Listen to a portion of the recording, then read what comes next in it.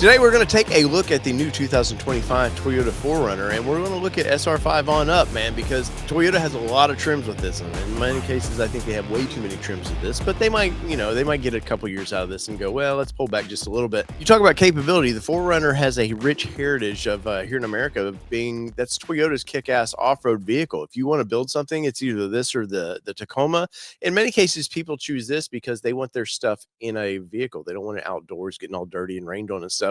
And it's just as capable in many cases. And if you want to put a rooftop tent on it, however you want to explore, pull a trailer, this thing has always been super capable with doing whatever you want to. And that doesn't mean that you have to go camping, whatever your lifestyle is. Maybe you just need to pull a small trailer, pick things up from Home Depot or whatever. This thing is more than capable of doing that. But I want to take a look at couple options, and then I'm going to price out my dream version of this thing. You might be surprised. Wait till the end, because I may not go where you think on this one, because of that price is going to be a little mind-boggling on this one. But first, if you haven't yet, go ahead and smash that like button for me. We have goals of next year of hitting 20,000 subs, and I've looked at my metrics. 80% of you that watch my videos have not subscribed yet, and I would appreciate if you would do that and go ahead and smash that like button for me. But let's get into this, and let me bring up what we've got going on here. So this is the three trims that I'm kind of interested in: the SR5, the TRD Sport, and the TRD Pro. Now, each one of these things, there's beneficial things about them, and as you move up, obviously you're going to get more features. The cool thing about Toyota is aftermarket, man. Aftermarket just kills it, and of course the truck's out now, and this is based around the truck, so suspension lift, stuff like that, going to be pretty easy for manufacturers to jump right in and start offering more things. And with likes of Ford Bronco, and now you got the Ineos Grenadier and all these other ones, Toyota aftermarket is really going to have to step up, because now people are starting to spend their money in other directions, and the old 4Runner crowd is going to be like, hey, we like some parts. First off, let's look at this thing. The SR5, you're going to get that iForce Max engine in it, the 2.4 liter turbo engine in this thing. Like it or not, Toyota's with a 4-cylinder now. That's just where they're going to be. But this thing is no slouch as a 4-cylinder, so it makes around 278 horsepower. And that's pretty impressive. But in the world we live in, is that impressive enough for you now, or do you want more horsepower? Well, for the first time in the 4Runner, Toyota now offers a couple different packages for that. So if the 278 horsepower just isn't enough, guess what? Go over here to the TRD Pro, and it's making around 328, somewhere in there, 330. And you could bump that up a little bit. And if tunes ever were made available for this, maybe you can bump this thing up to 340, 350, because we do know Toyota is very conservative with their horsepower and their engines, because reliability is why you buy Toyota. Let's get into the build and price of this thing. And I'm curious what my version is going to cost me. Now, like I said, SR5 there, you can see these are going to be probably two-wheel drives as well, as what you're going to see for starting out price-wise. SR5, 40,770. The TRD Sport is going to be about 47,250, and the TRD off-road, obviously you can get up 49,000 is where it says starting out. Pretty interesting there. We get into the TRD off-road iForce Max with the bigger engine in that thing, and it looks like you're going to get some more colors as well. 51,990, which is just $52,000. Why?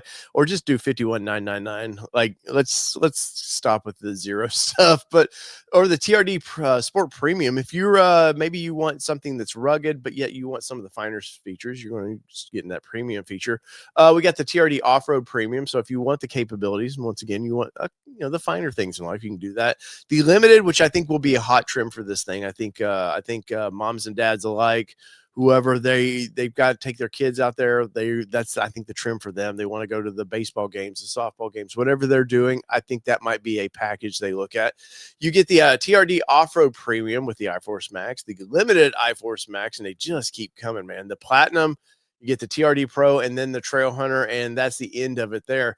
Now, as you can see, these last two prices, we're going to start at $66,900. That's quite an increase in pricing now. If you've been paying attention, you used to get a TRD Sport in the 50s, or the TRD Pros in the 50s, and now you're talking $66,000, $67,000 before we add anything to that. Now, I've got to sit in the TRD Pro. I really like that package, and for $66,000, that may be it. What if there was a better deal in maybe the off-road? You get up here into the normal iForce Max off-road. We're starting at $51,000, $990. Now you get it, you can see the colors there, and if you look at the Pro, very limited, very muted colors, which is unusual for the Pro. You used to get those cool oranges, that solar octane they did. A lot of fun colors, and it seems like with the Pro, I don't know why Toyota said, "Hey, our off-road trims, let's make them, I don't know, more earthy." Is what it is, but if you want the high horsepower, this one here is the way to go. Now, I'm gonna build the TRD Pro. Like I said, it may surprise you what that I went this route. I want the most capable from the factory. You're gonna get skid plates, you're gonna get all that stuff. And if you get into just the TRD Sport, you can add some of that stuff. But my knowledge of Toyota, by the time you add that stuff, you're getting into this price range. So you might as well get the best of the best. And I do love the big fenders and the wheels and stuff on this thing. The only thing I do not like are the tires, but Toyota knows you're going to go change those out right away. But look at our price already. 68,350. Now that will include some destination charges. So I do understand there is going to go up for that, which they don't show at the beginning. Why manufacturers do that, I have no idea. First up, we've got Ice Cap, which is a classic for me in SUVs like this. White with that black fenders like that is that's pretty wicked. I do like that. Of course, you're also getting the light bars and stuff, which is really cool with the TRD Pro. Underground is next, which is a nice gray. Great. Toyota has great gray colors, but once again, I wish there was some more excitement here. Black would be next, which would be beastly, especially those wheels and those blacked out. I did some time in the Tacoma in the Trailhunter with this blacked out version like this. I really like that quite a bit. But my concern with a complete black vehicle, unless you paint protection film it, is tree rash, stuff like that be scratching up. Or we've got mud bath. Now, this was what we saw in the launch videos, and I really like this, and I've seen it in person, and there's actually sparkle to this. It just, the digital pictures we see here just do not do it justice of what it looks like. And we'll look in the interior real quick here, and I want to just show some things here. You can see if you've seen the truck, you've seen this one here, man. There is no surprises that I like the digital seats like that. I know Doug DeMuro hates that in his Sequoia, but I personally like that. Now they're not on the fenders, and I think the fenders is where more he hated it, but they've just blacked out the fenders. But I like the digital, the kind of fun sportiness to this. Now a couple things I don't like about it, and we'll get into that in a minute. But you're not going to get a third row in this thing. But I'm building something for adventure. I'm not building something for plushness and taking all the kids there. It looks great. I think this thing looks great. They've done just enough with the red stitching and stuff. They didn't go over the top. Even all the badging up here, you can see it. It's just nice touches of red. They did not go too far. Once again, I still don't like this Toyota in this. I would rather it been embossed than then sticking out like that. I just feel like, I don't know, in some sort of accident, which I'm sure Toyota's thought of, I just feel like it's not the most ideal thing. But out of all these colors, where are you at? I hate to say at the moment, it seems like Ice Cap is the most exciting, bright kind of color. Underground, once again, not bad. And the black looks menacing, but I would just scratch it up. And then Mud Bath, I think we're going to see a lot of mud baths in this thing. I really do, because it's a fun color, but I think I would go with the Ice Cap. Now, if they might have had, the Toyota makes a great red. If they'd done something in red, I might have went that direction. But this white with all the black trim, of course, going to get that little fake hood out there that looks, the little fake vent on the hood that looks really cool. I think this is for me. I think this is the way to go in this one. So let's get into what else we got going on. Now, this really changes things up because I kind of like that, but with the white vehicle, I don't know, man. And of course, for what we do with the channel, it would be a short term, 6 months or a year ownership. I don't know that the red would be great for resale. Somebody might like that, but I think for me, I'm going to go back here, and I'm just going to stick with the black Softex seats. I think it's a more classic color. Now, of course, it's an iForce Max powertrain, making that 300 and nearly 40 horsepower. So we're good with that. It is a hybrid setup, but the hybrid setup gets you pretty good mileage, but it's more about kind of giving you that V6 horsepower. So part-time all-wheel drive in this 8-speed automatic transmission.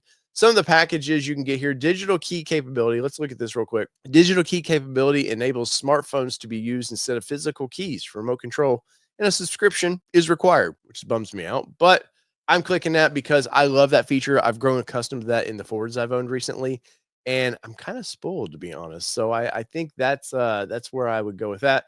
The LED tailgate lift, let's see what that says there. And exactly, all these manufacturers need to work on their websites. But you open the tailgate, you can do a lift. Trust me, I've done better. I've done this mod for $20. You can do it a lot cheaper than $200. But if you're somebody that likes to get it from the factory, I understand why you would want that. What we got for protection here? We've got some weather mats, some side body moldings there. Toyota loves their accessories, by the way. Cargo mats there, no thank you. Door edge film. I'm going to pass on that because if I have this vehicle, I'm probably going to go ahead and PPF it. And I may do like a flat on it, which I think would look really cool. Carpet floor mats, no thank you. Door edge guards on skin, scuff panel protectors, no. Key gloves. This is funny to me. I've seen it in previous things I've done with Toyota. That trips me out. Rock rails, $990. I'm going somewhere else. I'm going aftermarket with that, and I think I would stick for 900. That's not a bad price now, and they're actually, my understanding, they are frame mounted rock rails. Let's see if we can get a better picture of it. So if they are frame mounted, that is a different story. They're nice, but in many cases, a lot of these guys put it into the body, and they claim, oh, you can hit rocks and stuff. I like the frame mounted better for side impact protection for my family more than anything. So that's why I'm going to pass on that, but they don't look bad. Styling. What do we got for styling? Insert black badges. So if you want that in the back, which I'm going to go ahead and do, I think with the white on that, I think that would look really cool. So yeah, and it's $65. Basically you'd buy that from Amazon, probably pay around the same price. So matte black. Well, I want the gloss because all the gloss vendors and stuff.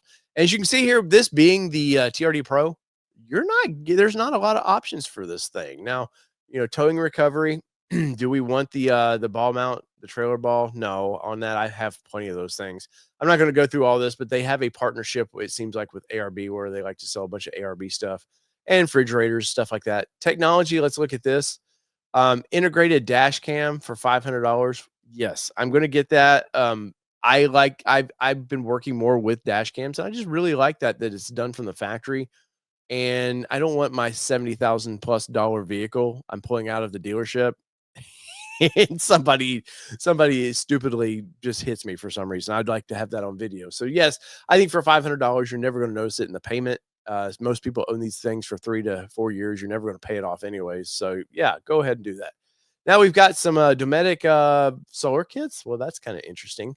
And battery pack stuff like that. I'm gonna go ahead and say I'm good on this technology stuff because Toyota does like crazy on this stuff. Pet products, no, I'm good. And that pretty much finishes up our build. So, like I said, there's not many things you can offer this thing, but as of now, $69,189, which is pretty incredible. We chose the white cap or ice cap color, which was no upcharge. The seats, there was no upcharge there. The iForce Max is standard in this thing, so we getting the cool hybrid setup to this thing, which is nice too. If you're camping, you've got extra power in the back of this, which would be that'd be pretty handy out on the trails. 8-speed automatic transmission, which I will say I've been used to the 10 speeds now from GM and Ford. The 8 speeds they put in their trucks is pretty nice. I would never want for more in it. Big upcharge here for $275 was that digital key capability, which is a subscription. Please go away from subscriptions. Just add $500 to $600 more and just include it in that. But we're loot boxing people to death.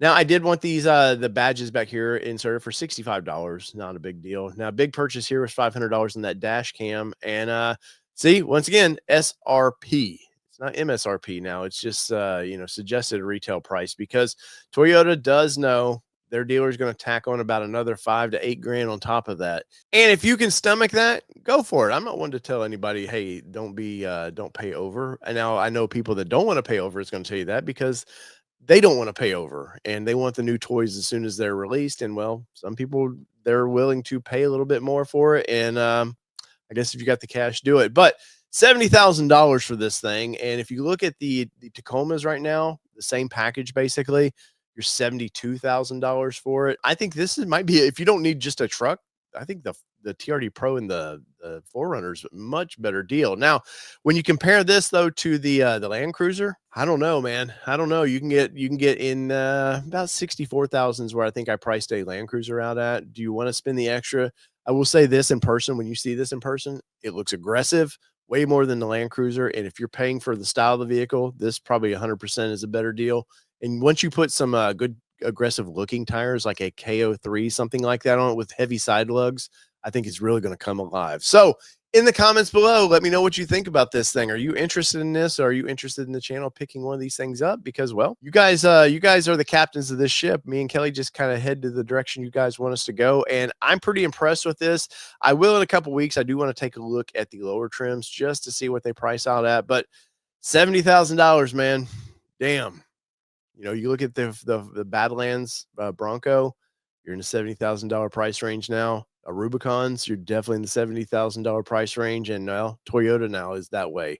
Now, if Nissan would actually bring an Xterra out and price it in the mid 50s, they might sell a shit ton of those. So, and the battle is on, and I'm happy to see the battle is on for off-road SUVs because we've been a while since we've had some excitement in this category, and I, for one, am very excited about it. So, whether it be two-wheel drive, four-wheel drive, or this badass 4Runner, you guys know I'm going to drive. Press trip's coming up. Will I be invited? It's been your All Terrain Nation. I'm your host, David Boyd, and we are out. Peace, everybody. Love y'all.